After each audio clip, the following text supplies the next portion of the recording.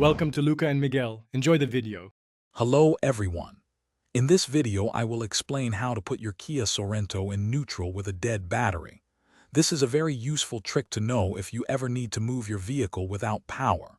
First, always prioritize safety by ensuring your Sorento is on a flat surface and the parking brake is firmly engaged. Next, you will need to locate the shift lock release, which is a small cap or slot near your gear shifter. Now you will need a small tool, like a flathead screwdriver or even your car key.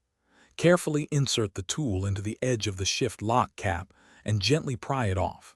Take your time to avoid scratching the plastic. Once the cap is removed, you will see a small button or lever inside the exposed slot. This is the manual override for your shifter, designed for situations just like this.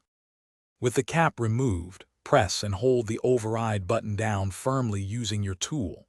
It is crucial to keep this button pressed throughout the next step. At the same time, make sure you are also pressing down on your brake pedal.